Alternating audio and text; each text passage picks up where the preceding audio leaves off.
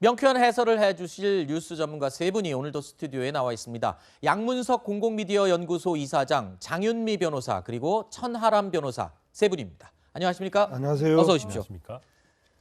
자, 내년 3월 대선을 앞두고 각 당의 최종 후보 선출을 위한 경선 레이스가 지금 한창 뜨겁습니다. 대선 주자 관련 여론조사 먼저 하나 살펴볼 텐데요. 리얼미터가 조사한 여야 유력 대선 주자 양자 대결 조사 결과입니다. 윤석열 전 총장과 이재명 지사의 가상 양자 대결은 43.1% 대 37%, 그리고 홍준표 의원과 이재명 지사 간의 양자 대결은요 38.2 대 35.6이라는 조사 결과가 나왔습니다. 자, 오차 범위 내에서 국민의힘 후보인 윤 전 총장과 홍준표 의원이 민주당 후보인 이재명 지사와 접전을 펼친다라는 결과인데 어떻습니까? 지금 이 제목에는 그렇게 나오더라고요. 윤석열 전 총장이나 홍준표 의원 누가 나가도 우세한 게 아니냐라고 얘기를 하는데, 물론 오차 범위 내이지만 이 결과에 대해서 어떻게 해석이 가능할까요? 그렇습니다. 사실 이 지표가 보여주는 것은 정권 교체에 어떤 열망이 있다. 분명히 여론조사로 그 부분이 드러나고 있다라는 부분 한 가지와, 누구와 붙어도, 그러니까 이재명 지사가 아마 민주당의 후보가 될 가능성이 점차 높아지고 있는데, 윤석열, 이재명, 그리고 홍준표, 이재명 같이 경쟁 구도로 여론조사를 해봐도 이 국민의힘의 주자들이 이긴다라는 지표가 나오면 앞으로 국민의힘의 경선 과정은 정말 치열해질 수밖에 없을 것입니다. 왜냐하면 내가 우리 당내 경선을 승리를 한다면 내가 본선에서도 승리할 가능성이 있다라는 지표가 나오고 있으면 굉장히 화력이 서로 집중될 수밖에 없을 텐데, 다만 홍준표 의원 같은 경우에는 대선 재수생이고 한번 검증 국면을 거쳤다는 측면이 있고, 윤석열 후보는 정치 신인으로서 다시 검증대 앞에 놓여 있다는 점에서 상당히 이런 지표가 윤석열 전 총장으로서는 좀 긴장을 하고 바라봐야 되는 부분이 아닌가 생각합니다. 네. 국민의힘은 다음 달 8일이죠. 2차 컷오프를 앞두고 4명의 후보를 압축하기 위한 TV토론회가 지금 한창 열리고 있습니다. 어제였습니다. 저희 채널A 주관으로 3번째 TV토론회가 열렸는데요. 윤석열 전 총장과 양강 구도를 형성하고 있는 홍준표 의원의 공격 아주 매서웠습니다. 보시죠. 작게 501호 아시죠? 네. 작게 501호가 발동이 되면 대통령으로서 제일 먼저 무엇을 해야 됩니까? 한번 좀 설명해 주시죠. 아니, 작게 501호 아시냐고 했잖아요. 개국 계획인데 작게 501호가 발동이 되면 대통령으로서 제일 먼저 무엇을 해야 되느냐. 그래서 저는 제가 대통령이라면 일단 한미 연합 작전을 해야 되기 때문에 일단 미국 대통령과 먼저 통화를 하겠습니다.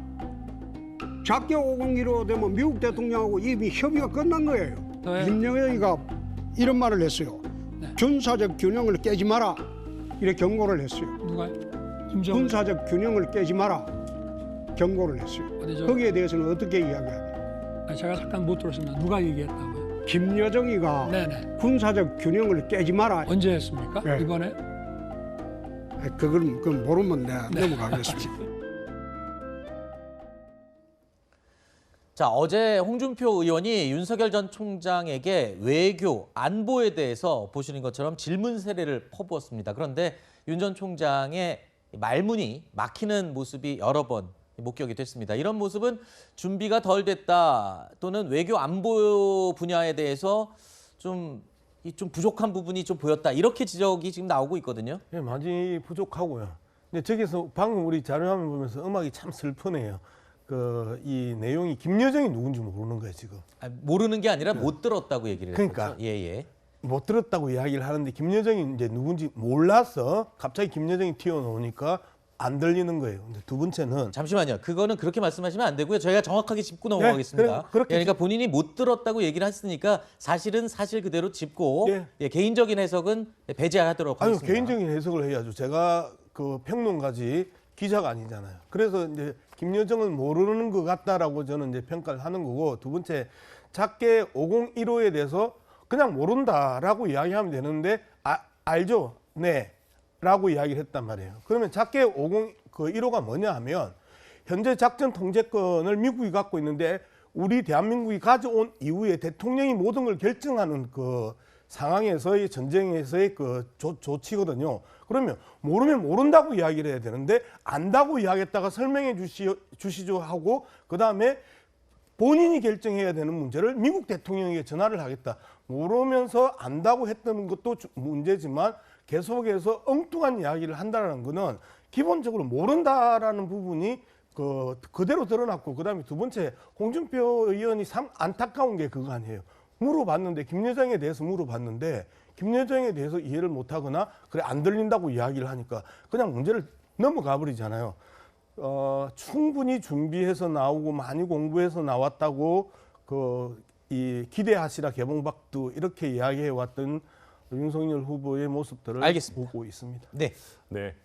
뭐 방금 양 이사장님 말씀 중에 아무리 그래도 김여정이 누군지를 모른다라고 하는 건 너무 과도한 해석이신 것 같고요. 그러니까 윤석열 후보가 준비되어 있지 않기를 바라는 마음에서 더 그렇게 보시는 게 아닌가라는 저는 평가가 들고 또 한 가지는 작게 내용에 대해서 작게 501호에 대해서 알고 있다 하더라도 홍준표 후보처럼 예를 들어서 갑자기 대통령이 되면 첫 번째로 뭘 하겠느냐라고 물어보면 그건 작게의 내용을 아는 것과 별개로 좀 고민이 될 수 있는 부분입니다. 그리고 동맹국이자 특히 우리 군사적으로는 혈맹인 미국 대통령과 상의하겠다라는 부분이 글쎄요 뭐 그렇게까지 터무니없는 답변이라고도 저는 보이지 않기 때문에 뭐 이 부분에 대해서 너무 과도하게 해석하는 것은 저는 맞지 않는 것 같고요.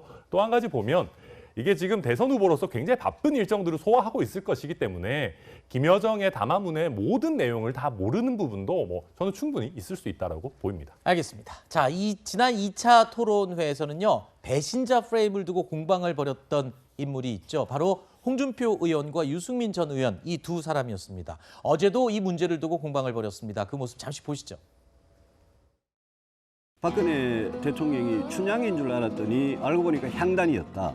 허접하고 단순한 여자였다. 탄핵당해도 싸다. 박근혜 탄핵 잘못됐다. 이렇게 발언을 하셨어요. 어느 홍준표 후보가 진짜 홍준표입니까? 허접하고 단순했다. 이건 최순실이 보고 한 말입니다. 찾아보세요. 그거는 거짓말이에요. 그리고 거짓말이라고 하면 안 되죠. 아니요. 그거는 많이 봐요.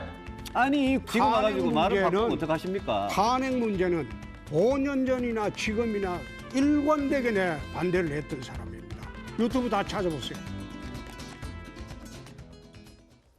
자, 홍준표 의원이 상당히 격앙된 모습을 보이기도 했었는데 자, 유승민 전 의원은요. 윤석열 전 총장을 향해서도 이 관련된 공세를 계속 이어갔습니다. 박근혜 전 대통령과 관련된 공세였습니다. 들어보시죠.